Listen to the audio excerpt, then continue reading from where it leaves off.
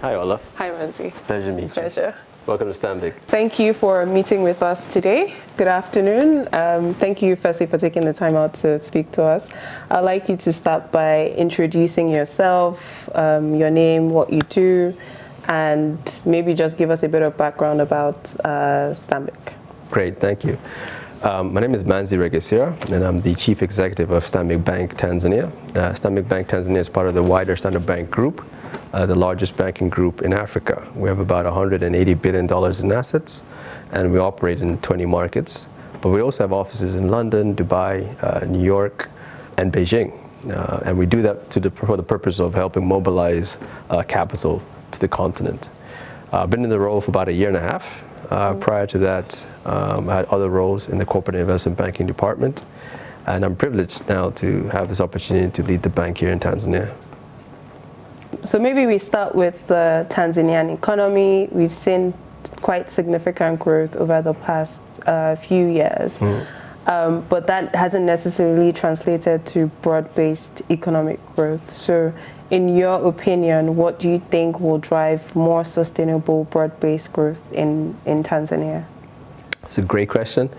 I think what we've seen historically has been quite high rates of growth for Tanzania. So if you go back as far as early 2000s, where you had like the real first structural reforms that took place under the Mkapa regime, that's where you saw like a real uplift in economic growth. So Tanzania was probably doing 10-11% GDP growth year on year for about 7 or 8 years. You also had the formation really at that time of a real middle class coming up. And this was due to reforms, a lot of which were encouraged by the likes of the World Bank and so forth, that led to privatizations.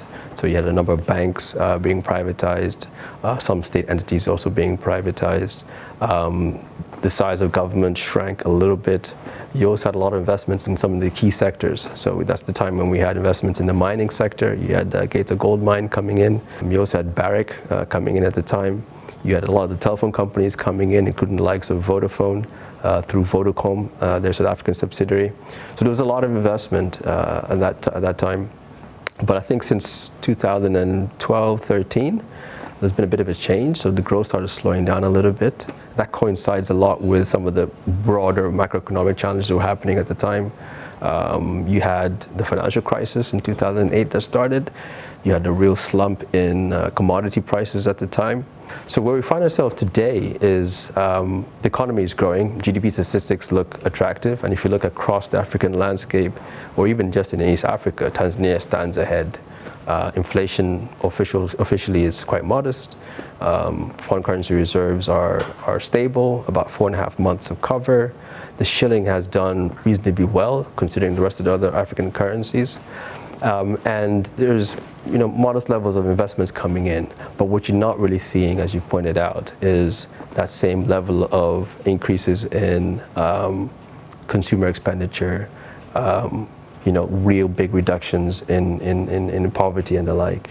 The economy has grown. It's probably 2.5 times the size that it was 20 years ago. So that makes growth more difficult.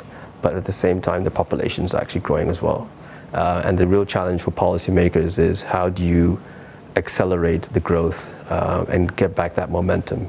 How do you create those jobs? How do you make sure that you have sustainable economic development? At Stanbic Bank, we have thoughts and ideas about how that could happen.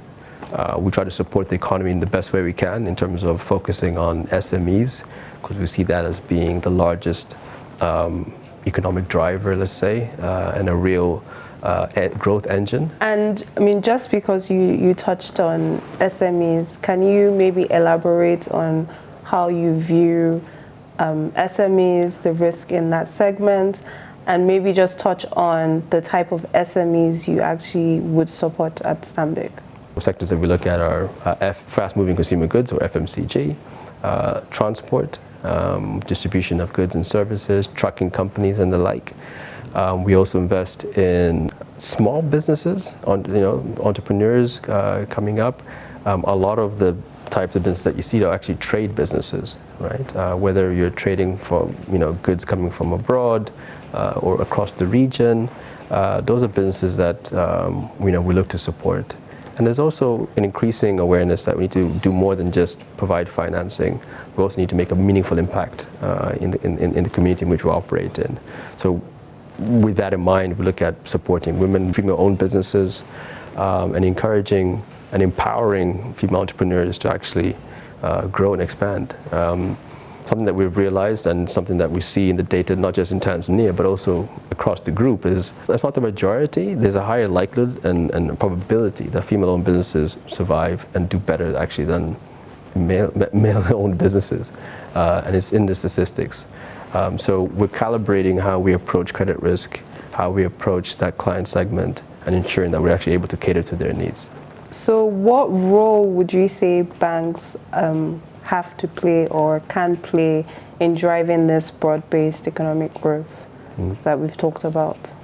I think as financial intermediaries, it's a role that cannot be underestimated, right? So our role fundamentally is to help the flow of capital from excess savings to where it's actually needed. And I think we can do that, and we do that quite effectively, but there's more that we can do.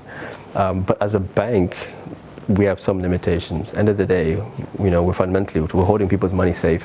So there's only so much risk that we're able to take because we have a fiduciary duty to depositors effectively and the shareholders.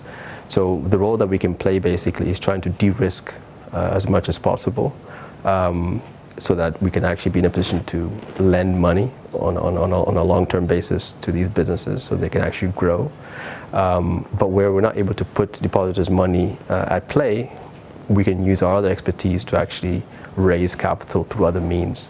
And that's where you're talking about capital markets and things like that. And that's the kind of innovation that we really need. So can you talk to me about the role of domestic capital markets in driving long-term sustainable growth in Tanzania?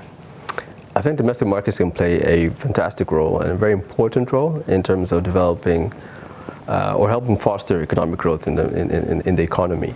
The challenge that the banking sector faces is the ability to raise long-term liabilities so we can finance long-term assets.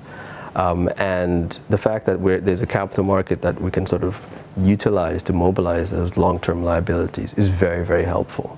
The market the banking sector has continued to grow, it will continue to grow, but the challenge that we always face as a bank is, and not just us as an industry, is that we have relatively short-term liabilities. So that really limits our capacity as an industry to finance long-term projects.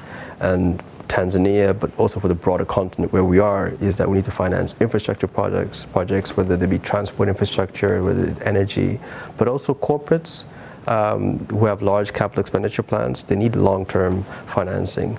But even individuals, you want to buy a house or build a house, it's very expensive to do so by taking a short-term loan. That's why a lot of times we have complaints from clients, stakeholders about the pricing of these loans. It's not often that the banks are being exploitative. No, it's the fact that the cost of funding is quite high. If we're able to utilize the domestic capital markets to mobilize funds from the likes of pension funds, who have a lot longer time horizons, 15, 20 years, that's very, very helpful. And also if we're able to mobilize funding from foreign investors, that's even more helpful as well because they have the long-term patient capital, as it were, that we can help mobilize and deploy to these things. Can you maybe talk about the significance of this first bond issuance for Stanbic and what it's allowed you to do? For our maiden bond issuance, we've raised about 30 billion shillings. The ALCB Fund contributed 19 billion. So it's clearly an anchor investor, which helped bring confidence to the entire issuance, really, and help bring on board other investors. The proceeds were used to cater to a lot of our clients in the retail segment, but also in the SME segment, particularly the small entrepreneurs, sole proprietors, who are mostly traders, many of them women, and the impact that we're seeing so far has been immense. So can you talk to me about your experience working with the ALCB Fund? The Africa Local Currency Bond Fund, the ALCB Fund, has been very, very helpful. Not only has it helped us mobilize long-term funding, but it helped us mobilize that on a local currency basis. And that really helps clients because you're not worried as much in terms of foreign exchange risk and so forth, which is a game changer if you're able to borrow in your own currency. The economic toll that currency fluctuations can have on a business or even on an individual who has a foreign currency denominated debt or loan is immense. Currencies fluctuate, they're soft currencies as it were. So if you borrow for 5 or 6 years on a dollar basis, the actual real cost over that time period can be a lot more than one anticipates. But now that we're able to actually deploy and give clients local currency loans, it de-risks the whole process, de-risks the whole endeavor quite significantly. Clients are able to do their financial planning a lot better, and we as a bank face a lot less risk, and therefore we're actually able to do more of such transactions. So it's been an impediment previously that we're not able to mobilize long-term local currency funding. We've relied on foreign currency funding coming through, and because of some of those challenges, we've actually not been as willing and quite frankly able to go into that segment.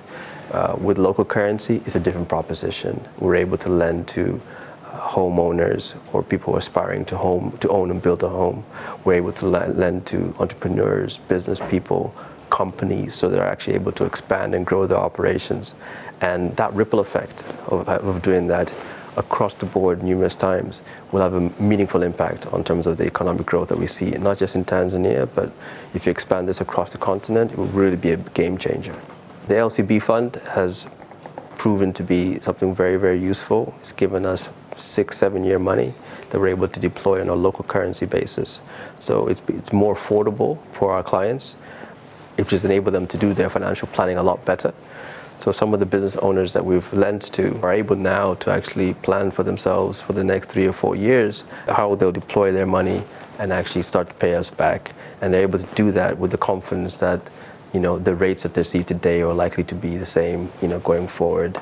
It makes an immense difference to a business owner when you have a level of certainty and predictability about your financials going forward. We've dispersed the entirety of the fund, of the money that we've raised already. And so far, we've not seen any meaningful negative impact in terms of defaults or anything like that. So we're hoping to do more of these type of fundraisings because we see the impact, and we believe that if we're able to raise more long-term stable funding from the likes of the ALCB Fund, it will really be a game changer. We'll be able to not only just expand the size of our portfolio, but also have a very meaningful impact in the community. So what do you think needs to be done to improve local investor confidence in the market? So the pension funds have traditionally just typically invested in government paper, by and large, and if not in government paper, in real estate. There's better places that capital can be allocated, and I think, our role as financial intermediaries, our role in trying to work with partners to develop the capital markets, it's important that we get those local institutional players reallocate that capital. So the ALCB Fund not just helped us anchor and attract foreign capital coming in, but it's also signaled to local institutional investors that there's other opportunities, there's other avenues to generate returns. Also educate the local institutional investors, but also the high net worth individuals locally who are looking for new innovative products. They also don't know what the opportunities are. They've typically kept their money in banks looking for high interest rates and deposits, or they've invested in government paper themselves. But if you can increase the product universe for them, it's something that's also a win-win for banks, for the clients, and for the end receivers at the end.